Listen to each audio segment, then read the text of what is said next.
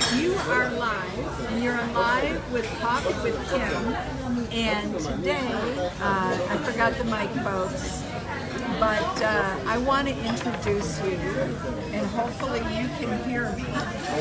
I know it's early morning there, everybody's just waking up, but I want you to meet one of my dearest friends and his wife, Sylvia.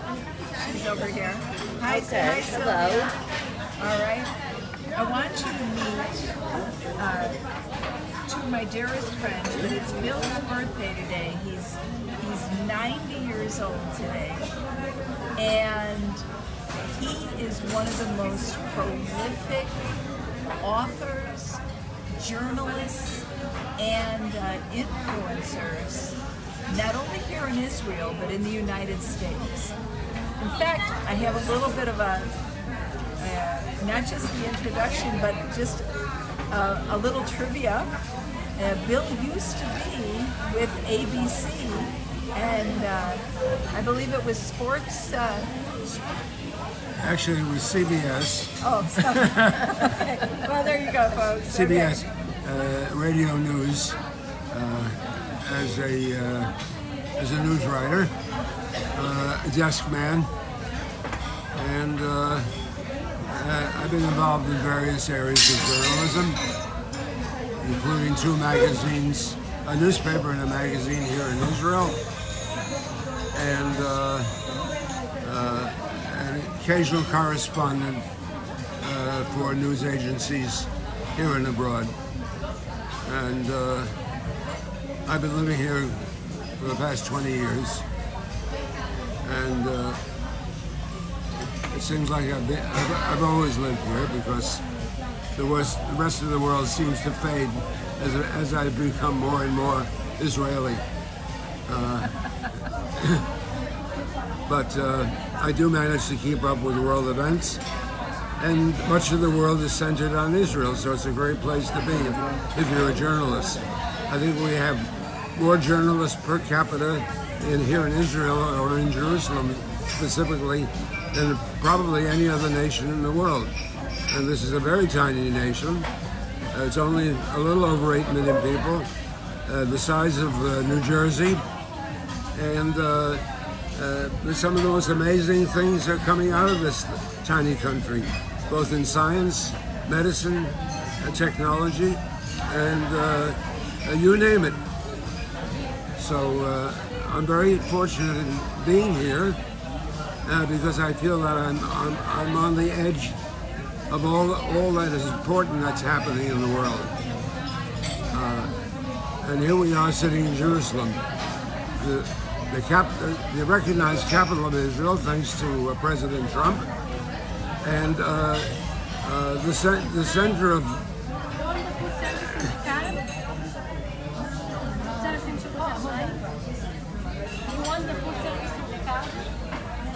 Do I want what?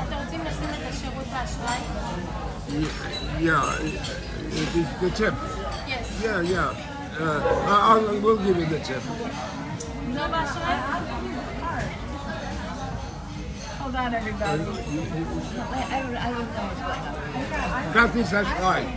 Kathy, give her our credit card. No. I'm paying. No in the car? Hold on, everybody. We're No, she wants to know about the tip. No, the credit But card. just a minute, Bill. She spoke about the Kathy's that's right.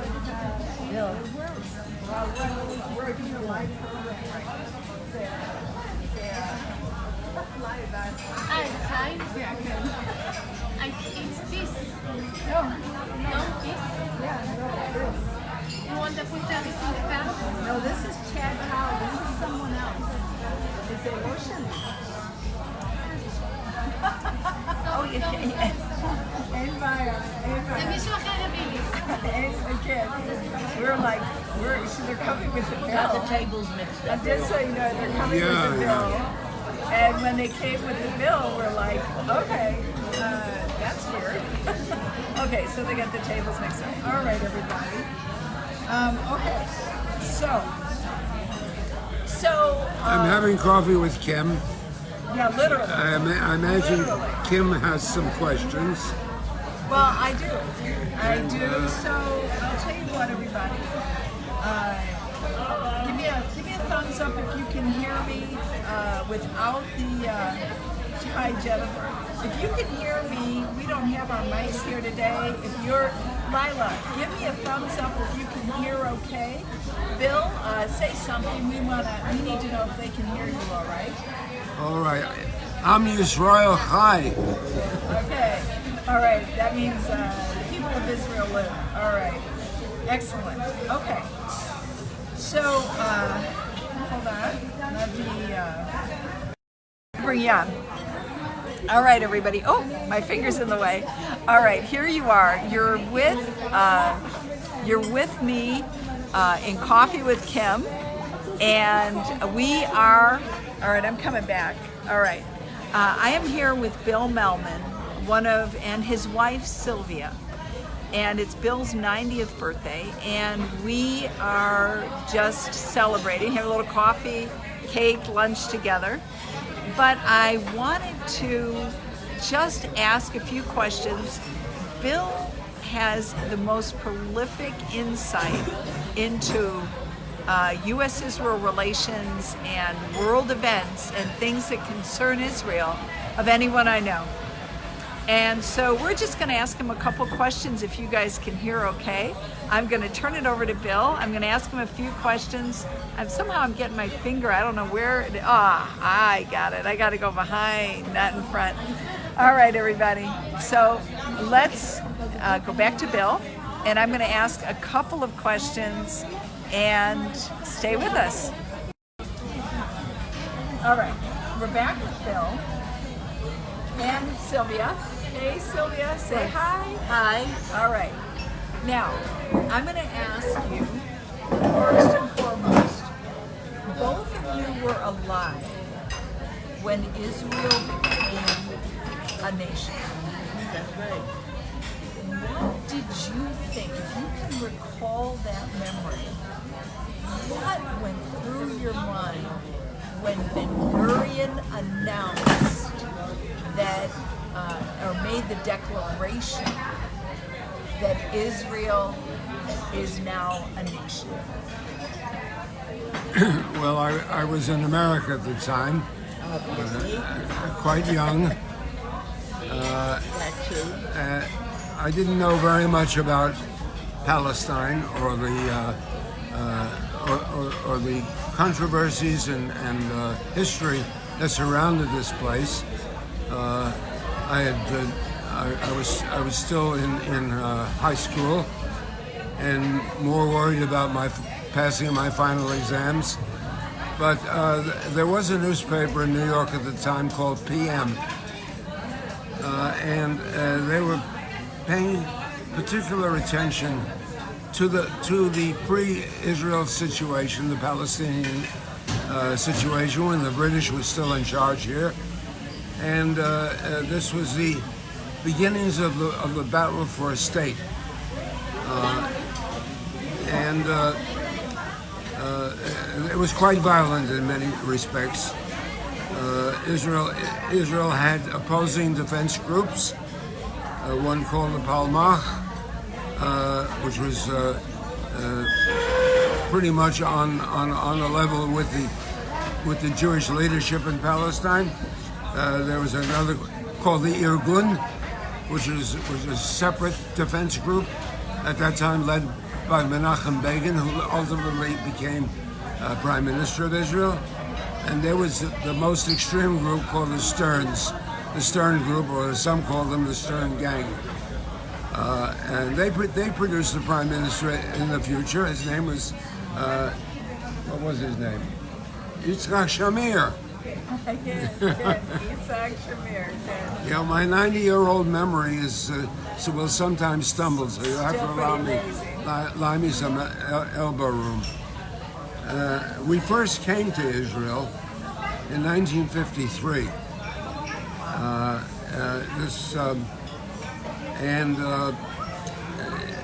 Tel Aviv at that time was really a small town.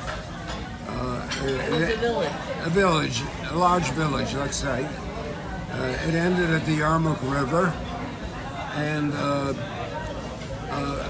There was no television. No telephone. There was a tremendous amount of what we call chayei chevra in Hebrew, which means you would visit each other's homes at night, and you would meet. It was a very egalitarian society. You could meet a general, one of the generals in the Palmach, or the a leading actress or an actor.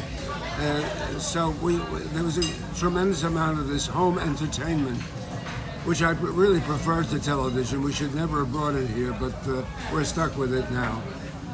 And we were coming for 2 weeks, but somebody offered me a job at a Hebrew magazine that wanted to publish an English edition. And they had heard I had done some writing in the States, or somebody had tipped them off, and they wanted me to come on as an associate editor, and I did. It was called Front Page Magazine, and not to be compared with the front page of today, but it was a weekly magazine. We covered the news in English, and we had a marvelous staff of mixed people. A former reporter from New Jersey joined us. A refugee who had escaped the Nazis by going through China in Japan joined us, and we didn't speak much Hebrew, so we needed a translator, and we had a very good one. And we cover a lot of important stories. And I stayed at this job for about 9 months, with my parents constantly begging me to come home. And they said, "You went away for 2 weeks, and here it's 9 months, and you're still away." We were supposed to have been on our honeymoon at that point. Oh, so hold on now. This is Sylvia. Scoot over a little bit, Sylvia. No, I don't like pictures of myself. Oh, she doesn't. She doesn't. No, just speak, answer the questions, please. She doesn't like me, but that's okay. If you just scoot a little bit, so I sit close to him. Yes, you have to sit close to your. How long have you two been married? 65 years. Okay, scoot a little bit more, because I want to get you both in at the same time. 65 years. 65 years. Yes. And I want you to meet Sylvia. Come September. Come September, this is Bill and And Sylvia it was Mehlman. 65 years last September. So in 1953, what Bill's saying is they came over here on their honeymoon Right. for 2 weeks. Tel Aviv was just a small town at the time, and Bill was offered a job to broadcast the news in English. No, it was a magazine. A magazine, Called sorry. Front guys. Page. Front Page. To write in English for a front page magazine. Is that correct? Yeah. Okay. All right. So Bill was worked for 9 months here in Israel. So that would have brought you probably into 1954. Right. And then what happened? Then we made the mistake of Well, going back to we didn't make a United mistake. States. Okay? That was it. We made the mistake No. of going back to No. the I United gotcha. I States. gotcha. No. You don't have the story correct. I have it correct. My parents Well, that's insisted. why You we guys went are back. misunderstand because I'm laughing so hard. Okay. That's okay. Okay. We'll get the versions. Yeah. Each version. In any event, that was the extent of our adventure in 1953. The country was still on rations, so we were given a ration book. You got a sort of a half. You were allowed to have something like a half a chicken once a week.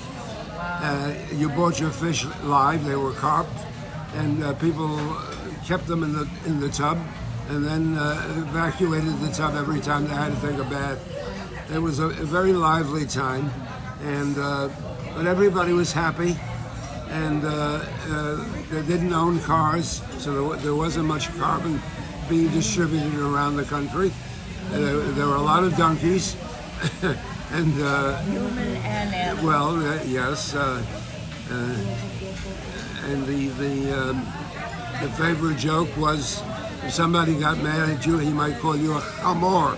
Now, a chamor in Hebrew is a donkey. Your response would be, Abba, father. You would respond to being calling chamor by calling your attacker father. So they had a wry sense of humor, and of course this was early in Israel's independence.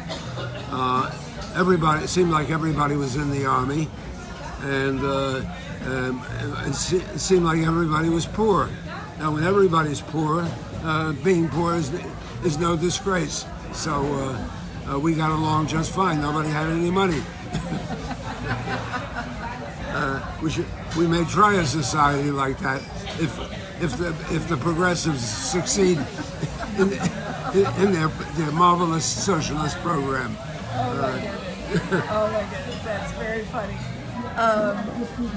That's interesting. So you left in 1954, and when did you come back to Israel?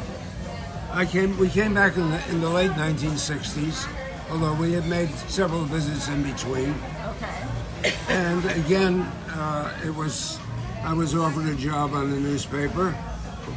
At that time called the Times of Israel, not to be confused with the present online newspaper called the Times of Israel. Okay. This was a published article, and I knew the editor-in-chief. He wanted me to come on as a managing editor, and I agreed to do so. And we published 2 or 3 issues. Unfortunately, the paper didn't take off. We had limited funding. So we found a backer in Los Angeles who was willing to put up the money for the paper to continue, only he wanted it as a magazine. And so the Times of Israel became a magazine, a monthly magazine, and I worked on it as editor-in-chief. I had hired a guy who had been with me at CBS as an editor, and we published about a dozen issues over the next 12 months. Scoop, some of the best stories appeared, but since our political line was rather to the right in what was then a very left-wing country, we could not get enough advertising to sustain the magazine. And our California backer simply ran out of funds. So that was the end of that. It was another adventure in journalism. And we went back to the States.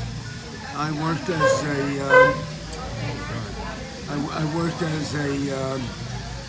the editor of a business journal called the Insiders Chronicle. I did that for about 18 years, and Sylvia worked for New York State as a disabilities analyst, and we decided to retire. And after we had 2 children in the meantime.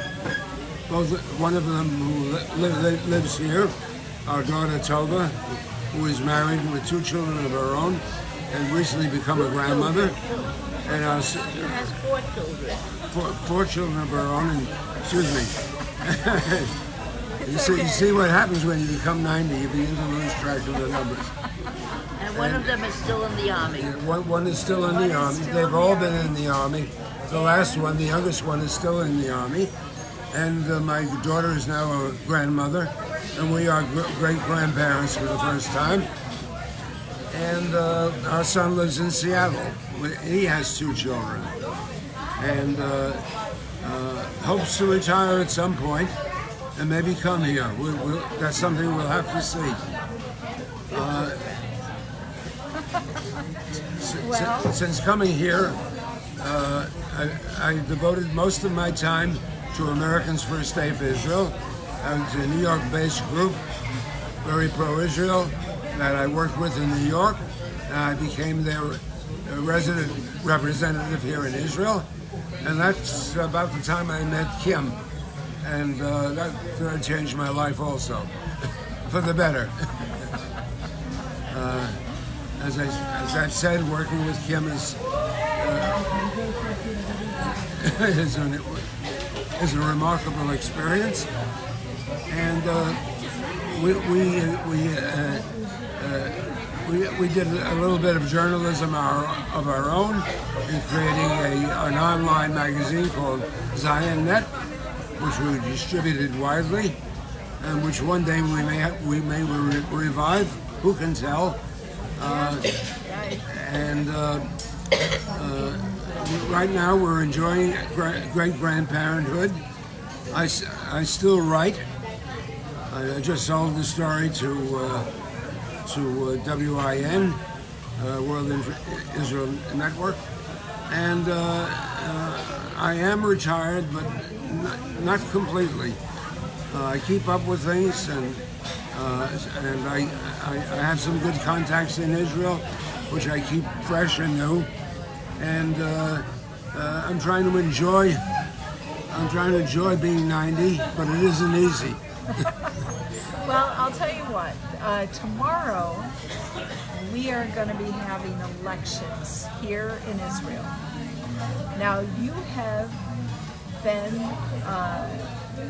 not just here, but you have lived through every single prime minister that Israel has had since 1948, starting with Ben-Gurion. Now, Benjamin Netanyahu, this is his, he's now been in office about 10 years, if Right. I'm correct? And this is really the first time in those 10 years where his premiership is being contended as strongly as it is now. People are feeling there's a need for change in the country.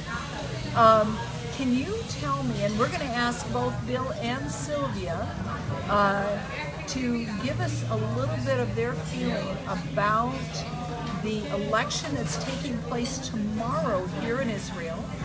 We have a new party that's running against the Likud, which is the party of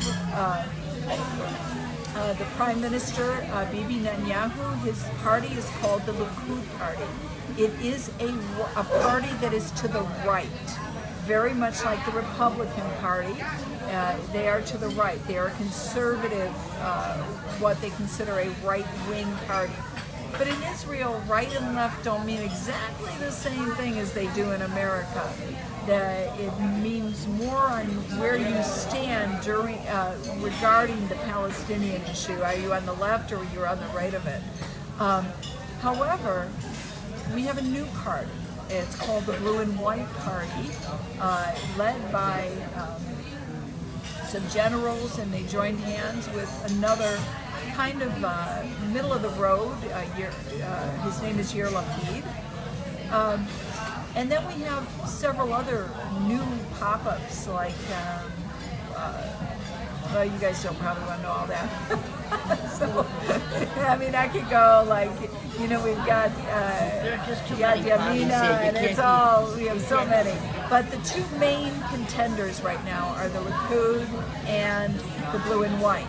So Bill's going to share with us, and then we're going to have Sylvia share with us their thoughts about tomorrow, the election, and not only what we could expect, but what kind of changes we're looking at here in the country. Yeah, the election itself may be very close. This is an election for the Israeli parliament called the Knesset. Now, there are 120 seats in the Knesset, and to rule by majority, you would need 61 seats. That is one over the 60 mark. Neither Likud nor Blue and White are going to get anywhere near 60 seats. They'll probably each come in with around 30 seats, which means that whoever forms the next government will have to create a coalition with some of the smaller parties.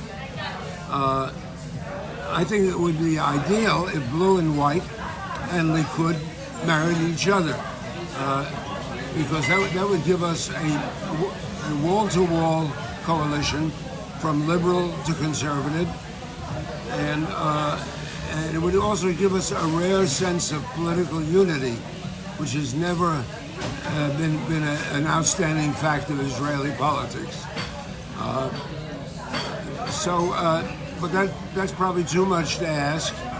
Although our security situation probably warrants it, with Iran threatening us every day, and much of the rest of the Arab world still unreconciled to our existence. But probably a wall-to-wall government, or a government of national unity between the right center and the left center, is not possible. The importance of Likud coming out on top rests in the public persona of its leader, Benjamin Netanyahu. Netanyahu has been a superb diplomat. He's gathered countries to Israel and never thought of having Israel as its friend or associate in all of the 70 years of its existence. That is, countries in Africa and South America and Asia. They're coming here. Even America. They're coming here, of course, to participate in the technological, medical, and scientific wonders Israel has created. They want to be part of the leading trends in all of these fields. And not surprisingly, Israel is one of the leaders, along with the United States. Another reason why Likud's or Netanyahu's victory might be important is the fact that he's established these connections, both with President Donald Trump, this very close connection that resulted in Trump's recognition of Jerusalem as Israel's capital, and his recognition of the Golan Heights as part of Israel, but also with national leaders around the world. Now, if somebody new came in, or blue and white ran, it's not axiomatic that these connections will continue to be intact. You can't simply pull the plug on connection and relationships like Netanyahu has established. So a victory for Likud and its leader Netanyahu, Bibi Netanyahu, would make sense from a political or an international standpoint. As one columnist said, even if you hate him, you probably should vote for him, because his influence has given Israel a new stature in the world. But it's going to be very close. Blue and white might possibly come out on top. As many people know here, Netanyahu is in some sort of a great deal of trouble. There's a possibility that he may be indicted on various charges ranging from bribery to, well, as far as I'm concerned, I don't think the forces arrayed against him really have much of a case. And I think he'll overcome all of these charges. Much of it stems from the fact that they've had this man leading them for 10 years, and a lot of people are tired of the same face. But that's the face, and that's the stature that has created alliances from Russia to China to Argentina and the rest of the world for Israel. So that's where we stand. A very close race, and right now we don't know who's going to win, but we'll find out before tomorrow's voting is over. All right, well, let's take a look. I have nothing to add to that. He has said everything. No, you give him a platform and he talks. You can say something. No, the only person is the Justice Shaked. Ayala Shakar. Shaked. Ayala Shakar. That's the only. The others, I'll take what they give us. But I know she'll keep the judicial system on a good level. That's it. He said it all. I have nothing to add to that. How could you possibly add to that? I don't know. Oh, you can always add. I don't know. Because, I but I didn't will say tell it you, all. You say it all, Bill. You didn't love say to. it. after the elections, we will talk a lot more about Ayelet Shaked because, believe it or not, this election is probably more about her than it is about either of the two leaders. Possibly, yes. Because what happens next is potentially going to reposition her to moving forward in the process of becoming the leader that she is for this country. So we'll see. Well, everyone, it is time to eat the birthday cake. And I just wanted you to meet Bill, and you're going to see Bill a lot more in the future, him and Sylvia, because in 90 years, someone that has walked through the political process and journaled about this country over such a long period of time. We've seen a lot of changes in Israel. A lot of we really are a miraculous country. More miracles have occurred during these years than any time before. Wow. I could never go back to living in America. I shouldn't say that. Oh, living in America is not bad. No, it's very comfortable, but you don't get. It is comfortable, and I still love America. For all the things I that don't you love like it. I don't love some of the things that are happening in America, but perhaps America has an election coming up next year as well.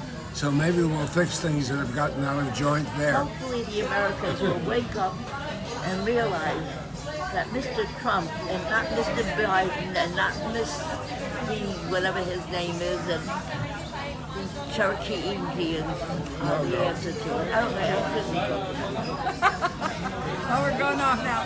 Well, anyways, everybody wish Bill a happy 90th birthday, and we will be back with you. We're going to sit here and enjoy some birthday cake, and next time I'll remember my mic so it won't be so noisy. But anyways, really glad you all got to meet one of my dearest friends, and here in the country, Bill and Sylvia Mehlman. So we'll see you later. Thank you so much. I see Pauline's been with us, David Trammell, Rachel, David DeTamble, good to see you. Anthony Toda. I'll tell Bill you wished him a happy birthday and 120 more. All right. Daniel, good to see you. Yafa, hey Yafa. All right. Annette Mercer, good to see you. Buelas Tibbs, good to see you.